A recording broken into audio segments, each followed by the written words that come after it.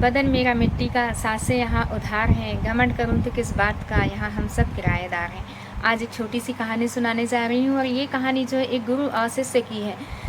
जब गुरुकुल के अंतिम दिन शिष्य अपने गुरु से मिलने के लिए जाते हैं तो उनके गुरु उन्हें एक आईना देते हैं और आईना देते हुए कहते हैं कि ये कोई मामूली शीशा नहीं है, इसमें तुम लोगों के सारे गुण और अवगुण दोनों को देख सकते हो।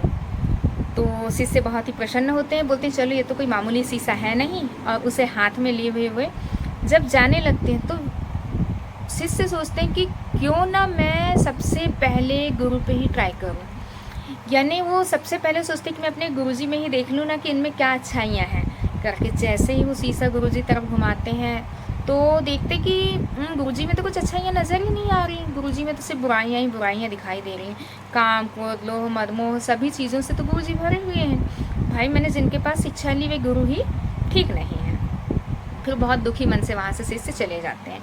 फिर शिष्य जब वहाँ से आगे जाते हैं तो रास्ते में एक व्यक्ति दिखते हैं। सोचते हैं कि इनकी तरफ शीशा घुमा कर देखता हूँ। जब उनकी तरफ शीशा घुमाते हैं देखते हैं नहीं, इसमें भी ढेर सारी बुराइयाँ ही बुराइयाँ हैं, मुझे तो कहीं कुछ अच्छाई देखने ही नहीं मिल रही है। फिर थोड़ा सा उदास मन लेते हैं, थोड़ा सा उदास मन लेकर और आगे बढ़ते हैं। जब अपने घर के समीप पहुँचते हैं तो रास्ते में उनको उनका दोस्त मिलता है। तो शिष्य सोचता है कि क्यों ना मैं अपने दोस्त की तरफ शीशा घुमाकर देख लूं कि इनमें क्या क्या अच्छा है। मेरा दोस्त तो बहुत अच्छा है। फिर वह जैसे ही अपने दोस्त की ओर शीशा घुमाते तो देखते हैं यार मेरे दोस्त में भी अच्छाइयाँ तो है नहीं, ज़्यादातर तो इनमें बुराइयाँ ही हैं। तो बोले फिर ये तो ठीक नहीं है, बोले ये दुनिया ही ठीक नहीं है। अब बोले नहीं ठीक है, अब तो घर जाना है। घर जाने के बाद उन्हें लगता है कि मेरे माता पिता दुनिया के सबसे अच्छे माता पिता हैं। उसके बाद भी मैं अपने माता पिता की तरफ शीशा घुमा के देखता हूँ क्योंकि मेरे माता पिता में तो मुझे सिर्फ अच्छाइयाँ ही नज़र आएंगी। वह जैसे ही अपने पिता की तरफ शीशा घुमाते हैं तो देखते कि यार मेरे पिता में भी अच्छाइयाँ तो कम है, बुराइयाँ ही दिख रही हैं, यानी मेरे पिता भी ठीक नहीं है।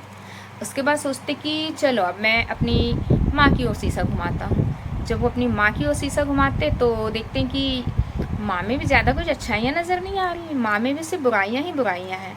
यानी बोले ये संसार में कहीं भी कुछ अच्छा नहीं है, पूरा संसार बुराइयों से भरा हुआ है, सिर्फ बुराइयों के अलावा इस संसार में कुछ नहीं है।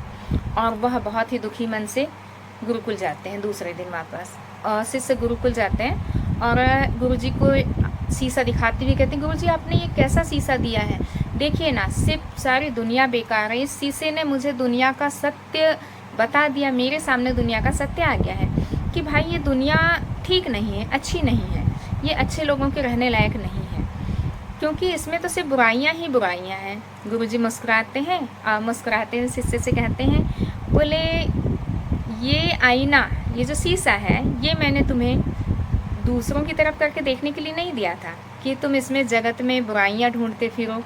बोले ये तो मैंने तुम्हें स्वयं को देखने के लिए दिया था। मुझे लगा कि कभी ना कभी तुम इस शीशे में स्वयं को देखोगे। बोले तुमने तो इसमें स्वयं को देखा ही नहीं, और बोले इसीलिए तुम्हें दुनिया में सिर्फ बुराइयां ही बुराइयां नज़र आई। यदि एक बार भी तुम इस शीशे में स्वयं को देख लेते तो तुम्हें सब कुछ समझ आ जाता। जैसे ही शिष्य ने अपनी ओर शीशा किया और देखा तो उसे खुद में भी ढेर सारी बुराइयां नज़र आईं। तब उसे सब कुछ समझ में आ गया कि गुरुजी आखिर मुझे क्या समझाना चाह रहे थे। इस कहानी के माध्यम से गुरुजी अपने शिष्य को समझाना चाहते थे कि तुम दुनिया को जिस नज़रिए से देखोगे तुम्हें दुनिया वैसी ही नज़र आएगी। जैसे हम हैं हमें सारी दुनिया वैसी ही नज़र आएगी। जैसे कि कहा गया है कि जैसी दृष्टि वैसी सृष्टि।